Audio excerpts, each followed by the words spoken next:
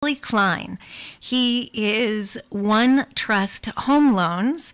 And I have a bunch of questions for you. Everyone's kind of holding their breath and wondering, are rates going to keep going up? What should I do? Should I buy now? Should I, try a different investment or a different, ARM, adjustable rate mortgage? Do you have any ideas on what we should do? Kelly? Well, yeah, absolutely. Monica, thanks for having me on your show here today. Yeah. And I appreciate the opportunity to speak with your audience and hopefully bring a little education to them as well. I've been in the mortgage business now for 22 years and seen quite a few different cycles through that period of time. And a couple of things that are happening in the market right now that are leading people to be, maybe a little uneasy, right, is that rates have gone up quite a bit here since the beginning of 2022. Now, what I don't think the average consumer understands really is, what does the Federal Reserve do and how does that impact the consumer when they talk about raising rates? And so we've been hearing since January that the Fed is going to raise the rates, and they're probably going to raise rates somewhere between 2.5% to 3% over the entire year. So when the mortgage-backed securities markets and the secondary markets hears this information, they take that into consideration right away. And we don't wait, or they don't wait for the Fed to raise the rates every single time. So the interest rates jumped up really quickly, basically as a result of hearing what the Fed's plan was for the year. So now every time the Federal Reserve meets each month and says, yeah, we're going to go ahead and raise rates 0.5% this month, the markets kind of predicted that. The markets kind of anticipated that. So there's not really too much turbulence, right? Turbulence happens when you find something that's not reliable information and it throws everybody kind of out of whack. So as long as the Federal Reserve continues to raise rates to the tune of 1/4 to 0.5% each time they do that raise, I don't actually see the mortgage rates adjusting in reciprocation to those adjustments. The market's really kind of already baked that in, and that's why we're seeing interest rates up into the 5.5% and almost 6% range right now. And so would you recommend an adjustable rate mortgage? Do you think it would be possibly worth to play that game, or do you think that people are better off just sticking with a fixed rate mortgage?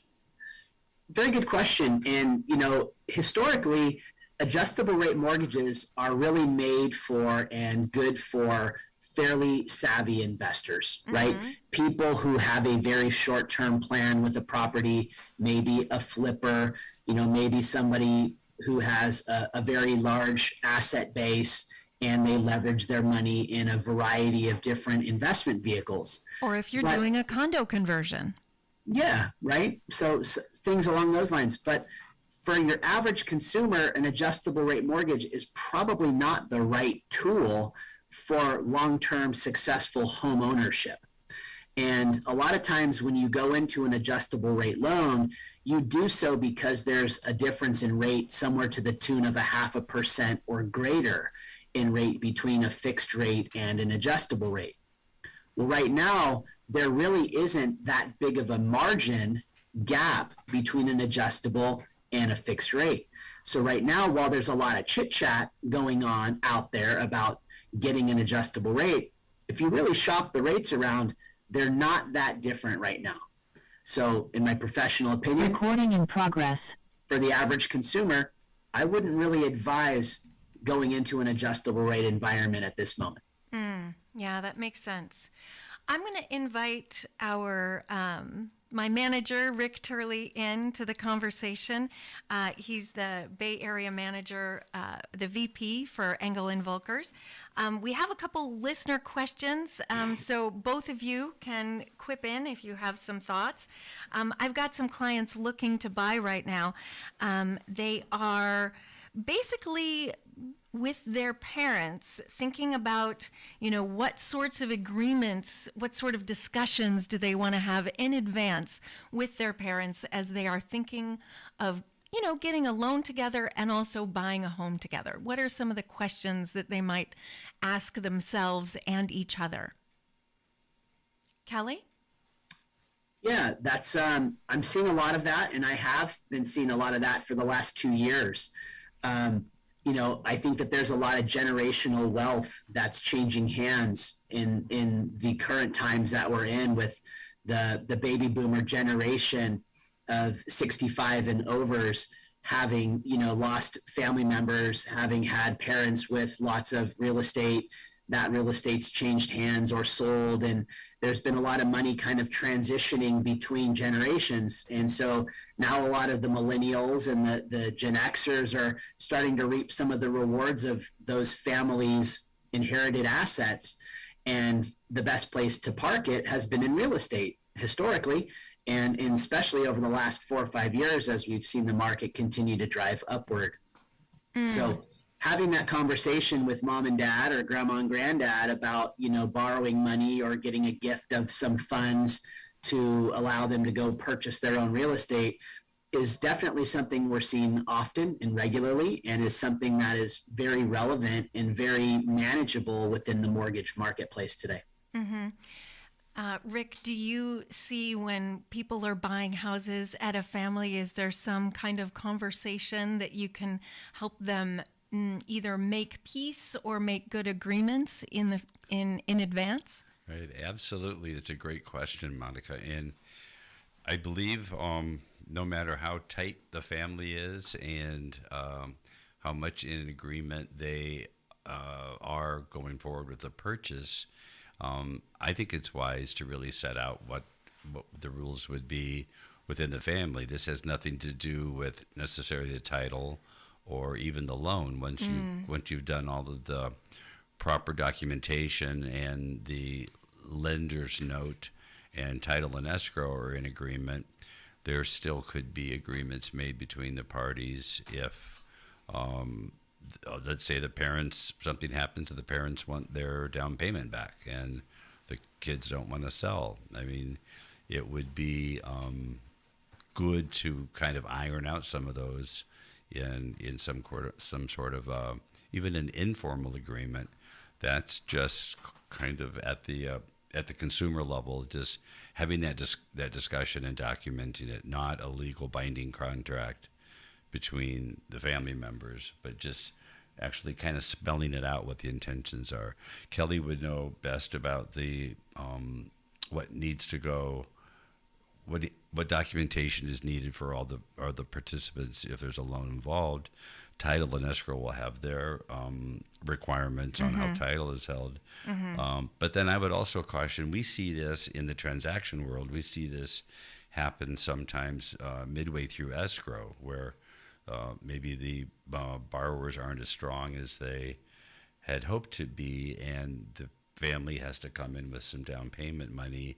And if the parents are then, let's say it's a parent situation, if the parents are going to go on title, word of caution, we have to go through and have the parents sign all of the disclosures and all of the transaction documents that the kids signed, that the original children borrower signed. So, it just takes a little extra work, but that can be done. It's really a documentation world these days.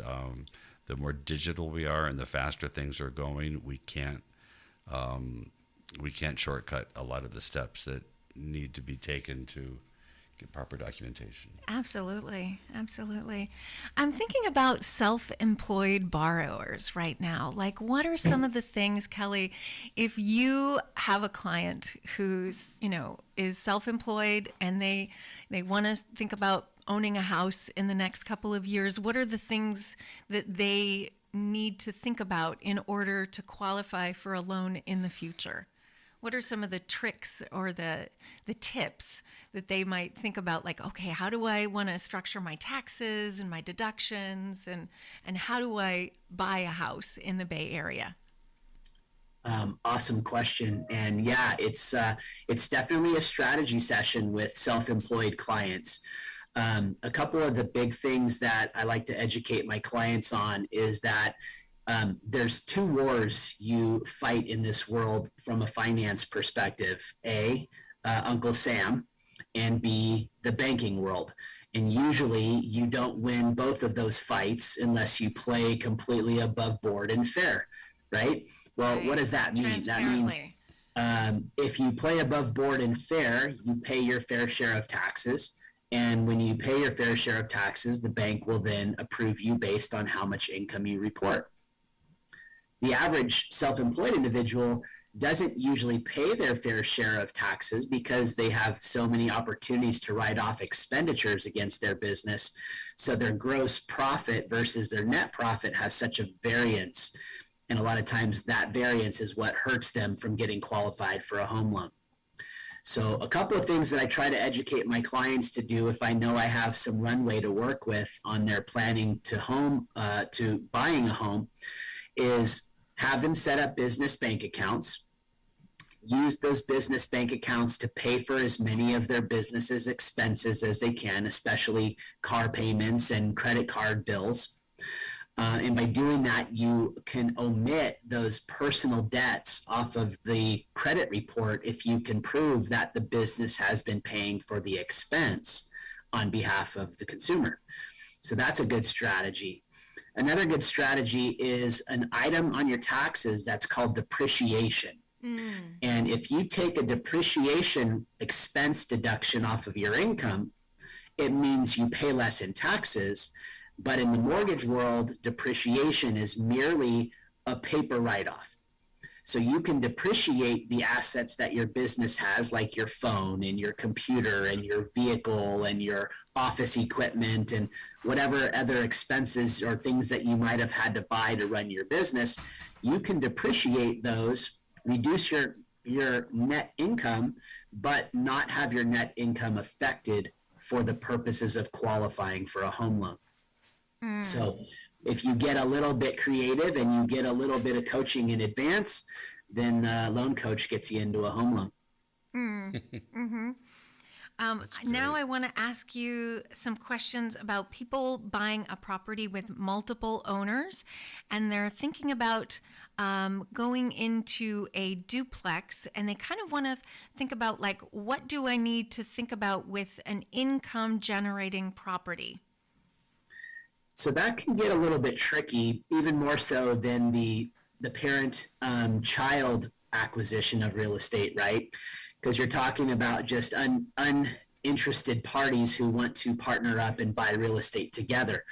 A lot of times when I see this happen, I see these folks, they pool some money together. Maybe one person buys a property in their name, but then they put the title to the property in this little LLC that the group of people put together.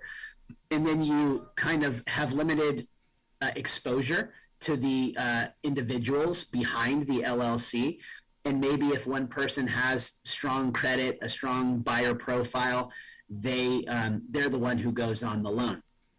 Now, if that's not necessarily the case, that's okay. It's not the end of the world. We can do loans for multiple borrowers on the same property. But one thing that you will encounter that could be somewhat challenging and problematic is trying to say that this property is going to be owner occupied and that I'm going to live in unit A and my partner in crime is going to live in unit B and we're both going to buy this home together, but I already own a home. So there's not really a way that you can make sense out of it to be saying that I already own my own home and I'm going to go buy this duplex and I'm going to live in a half of a duplex with my buddy who's going to live in the other half of it. So that's going to be a little bit of a challenge because it just doesn't necessarily on paper make sense. Hey, Kelly, I've got a question. Sorry to interrupt, but so if let's say that two people want to get together on a duplex and neither of them own a home yet, so they're intending to occupy each half on their own, and I'll take this out of San Francisco because with our rent control rules, that's a whole nother conversation with Got it. multi-unit buildings. But if it's, say, in a non-rent controlled area, would they then qualify together for an owner occupied loan Yes. even though they're buying the building jointly? Yes. In that case, yes. If neither occupant owns real estate currently and they're going to come together to buy a multi-unit together for their personal residences, that would be lending eligible. Oh, good. And so you can investigate and find out the answer about like whether or not people are owner occupying and or if they need a commercial loan and what sorts of documentation they need in terms of like I'm imagining rent rolls and that sort of thing so that you can offer what I'm imagining is a completely different kind of loan because I know that the documentation needed, I mean, for an owner-occupied single family or even a duplex, like those are fairly easy loans to get and Yes. to create as a lender. I'm imagining that if it's not owner-occupied, a lot more information is needed. Do you even do those loans? We do, and to slightly correct your train of thought on that. Thank you. Please do. If you buy a property up to 4 units, that still constitutes as residential homes. So in that case, it's not really that much different. But the more doors you get into that beyond 2, yeah, you start to, the question begins to be asked, is this really going to be an owner-occupied residence? And how does it make sense? Are there notices to vacate issued to the occupants of the residence? You have to be able to take possession of the property within 60 days to be your owner-occupied home.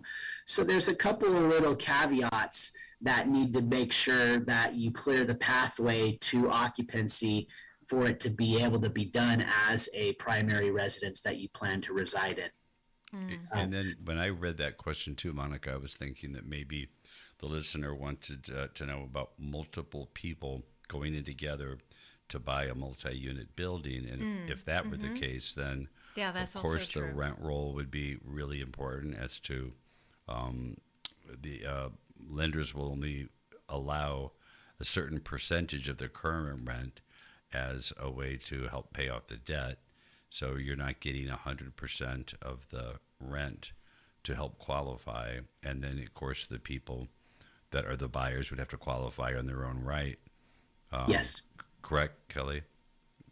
Yeah, exactly. So, when you get into multi-units more extensively than a 2-unit, you start bringing in fair market rent rolls, you start bringing in lease agreements, you start figuring out the debt servicing capacity of that property. How much money would that property generate in rent if I, the buyer, had no money at all? If I lost my job, I couldn't afford to cover my mortgage. Could that property actually pay for itself and service the debt on the loan that's been given to the buyer of that property? And that's where debt servicing ratio loans come into the equation. And we can write those loans where a borrower maybe doesn't have the ability to qualify for the loan, but the property makes enough revenue that revenue is sufficient enough to carry that debt plus covering some reserve. And I've always said just on average, that type of loan might be a 30 to 35% down requirement as compared to a more typical 20%. You got it. Yeah, typically you're going to see that product is going to be 30% down at least.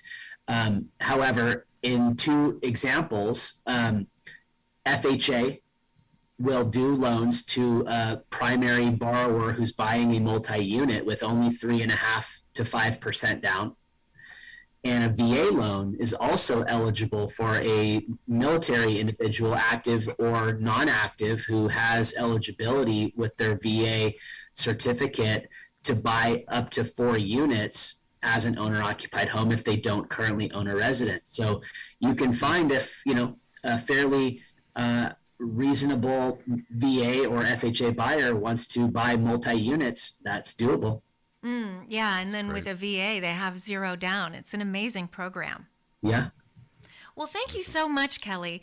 This has absolutely. been Kelly Kline, OneTrust Home Loans. Thank you so much for taking time away from the ball game today for us. Really appreciate you being on Get Real Estate with Monika Thomas and my guest, Rick Turley. He is the VP for Engel and Volkers, and I wanted to talk a little bit about Engel and Volkers, the company. I'm so grateful that I've been here for so many years. I've just been so I've been in real estate for 8 years, but I've been at EV in the Castro office as long as the Castro office has been in existence, and it's such a cozy and wonderful place. How have you found the different? I mean, I know that you've now just opened the Union Street office. Right. That's a beautiful office, and our recent event with the renovation program, that's really neat, where you don't have to pay for your renovations as a seller. That's pretty neat. Until the closing. I Right. should add. Hey, should we say goodbye to Kelly so we can get up to a Oh, baseball we game? we did. Okay. Okay. You're the best. Thanks for Good. coming on the show. Thanks, Kelly. Good Thanks luck for with your having me, son's Rick. game. Pleasure talking to you guys and to your audience. If I can help in any way, just check me out on the web at www.loancoachkelly.com. Awesome. Thank you so much for that, Thanks, Kelly. Kelly. I really Yes. appreciate Have it. fun at the game. Absolutely. Yeah, Have a great enjoy. day. So, Thank you. Monica, first of all, like we at England Volkers are so happy that you're one of the founding members of the Castro shop. I mean, gosh, I'm number 3. number 3. Yeah, in that the location. third agent. Yeah. So we're excited. Just a really quick rundown.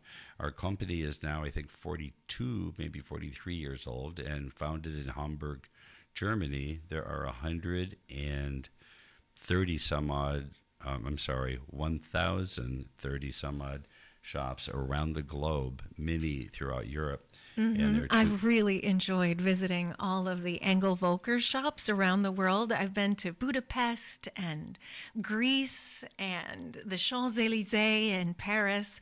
I mean, it is fun to add that to your itinerary and and travel. all the places. Yeah, so- exactly. They're really there. Yep, we're truly a globally connected brokerage, and we're really so proud of our kind of small and boutique feel, and really a high touch of personal assistance and white glove service to our clients. So we're really lucky to have you, Monika. Oh, it's my pleasure. I mean, of course, I love all the values, and every home is a mansion, and, you know, living in Oakland and still being able to sell a bunch of houses. And so it really has been my pleasure. But yeah, I kind of want to talk about all the different things that we do around the Bay Area, and especially, I mean, in wine country.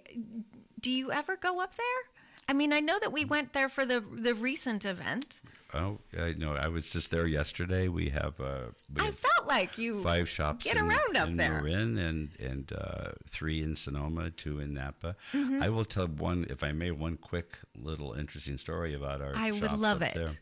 When the pandemic hit in March 2020, it seemed like the great escape out of San Francisco. Many people drove to Marin and Sonoma and Napa to look for a house with a backyard and a house with a patio, all the things that they might have They been. wanted more space. Yes, they wanted more space, and they wanted to have some outdoor space. So what we've ended up realizing is they were looking at property in March and April and May during the pandemic when no one was going to work, so the And also, freeways were empty. Yeah, no one was actually buying property, but they were looking. Well, no, quite to the contrary. Really? Marin and Sonoma Some and closed Napa deals, huh? got a huge bounce in their Wow. activity. So people were actually going up and shopping and purchasing.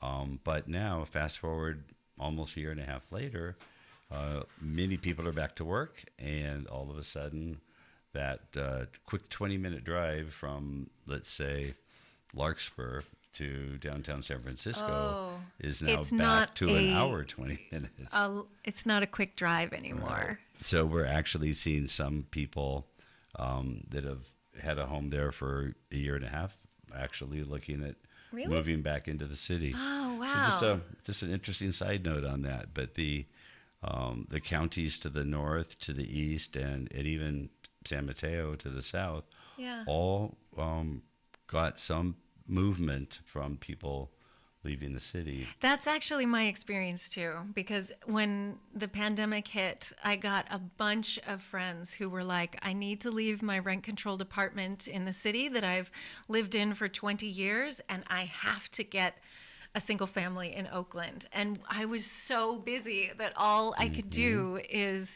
eat, sleep, and sell houses. So, I mean, it was good, but it was also like, very intense. And, the market was really intense with interest rates so low.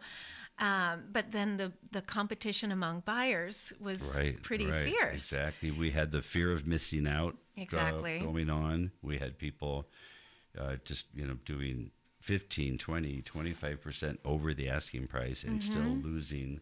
Yeah, especially in Berkeley. Oh. It was bananas in Berkeley. Yeah. To some degree, it still is. Just I think your listeners should know that it's, if there's going to be any adjustment at all, my opinion is that within San Francisco and close in to San Francisco, that the prices may flatten. We don't really expect the prices to drop, but the rate of appreciation could slow down. And if it does, it would create a more fair market, because it has been so severely a seller's market only that we're looking forward to the possibility of it being a fair market for a while. And that means not every home will sell in the first 7 days. And it means that more buyers may get an offer accepted without doing too many cartwheels. Right. And releasing all those contingencies, because that's scary. We got a lot of topics for another I know. talk. We have a lot to talk about. That's a good one about contingencies. And I also want to talk about deals. Like, how could you find a deal? Like, if you really wanted to find something that was a deal, can you think of any ways? I've got some thoughts. Okay, I'd love to hear yours. Really? Yeah. Okay, so my client wanted a deal, and so he actually set his Real Scout preferences so that he only saw properties that had been on the market more than 30 days. And that was my coaching, because I was like, well, if you don't want to compete with everyone, just see what's been on the market for a while. And he found this house that was in terrible shape. It had been on the market for a really long time, and it was in this great area, but it was also next to a freeway. And so because he was just going to owner occupy for a short time, it ended up being the perfect investment for him. It was a 2-bedroom, and also a duplex. So he was owner occupying one side, and then he already had some tenants in the other side. And so he had the work done. It ended up working out great. And now he's now renting in Chinatown. That's awesome. It's a Having gotten through the pandemic and now has some investment property that he gets to own. That's great. That's a great idea. And, your listeners may know there's the Real Scout program that we can put them on at Engel and Volkers is an alert that they see properties almost as quickly as we see them through the MLS, but then setting that control to say, don't show me every new listing that comes up that's going to go bonkers, but let's only look at properties that are much older. It's great idea. And you can really dial in like what you really are interested in. So if you want properties by the ball field, or if you want being next to Trader Joe's, or if you don't want to be near a school, you can dial exactly your preferences in. That's right. Yeah, it's a really neat tool. And another way that people have found super deals in the past historically has been looking at foreclosures and looking at pre-foreclosures. And homes that have a financial distress element to them. And we're not seeing as many of those because the market is so much more flush with equity. In 2008, when things crashed and Bear Stearns and all the others followed, that was due to the funny loans that were going on that were 100%, people who couldn't qualify. So there was a lot of what we called short sales as well as outright foreclosures for the next 8 to 10 years. Now we have more of a history of people putting closer to maybe on average 15% down. 20% down is kind of the norm now, but there are some programs with 10%. So with that much skin in the game, people aren't going to quit making payments unless they absolutely cannot make payments. So the foreclosure market and pre-foreclosure market is a lot more rare. But if you got with a great agent, such as yourself, and you got a Or list Rick. of I don't sell. I'm just here to support you. Really? Yep. You don't You sell didn't know houses? that about me. Oh, no, I did not. I'm just there to support you. Oh, that's why you're here. That's Aw. right. So the ability to watch a home that's where there's records when they're late on payments and notices of an impending default, getting on those lists and seeing those homes, you could watch one, and perhaps like in the old way, you pick it up on the courthouse steps right at foreclosure. It is happening with savvy investors who follow that. Yeah, it's quite a market, and at the last minute, sometimes people will end up not foreclosing, and so they get the pictures taken, and then it's not a deal, and in many ways, that's a time to be like, oh, well, good for you, congratulations, even though you're not going to get access to that one anymore. It's I to think celebrate. one of the worst things to see is someone lose their home. It's the worst, yeah. You don't want to prey on that situation. But however, if a home is definitely abandoned and going to go to foreclosure, then why not be the one that's going to pick it up? Yeah, and it is, the highest and best use of a property. I think that's one of the things that I've been thinking about with, thinking about like, should I, buy this property in Castro Valley? And what am I going to do with it? What would be the highest and best use for this property? Should I, rent out some rooms? Should I rent out the whole thing? Like what are my different choices? And of course, with that renovation program, the options are really endless because, we could add another bedroom or something like that. And then it's really time to think about like, what is, the best thing to do with your real estate?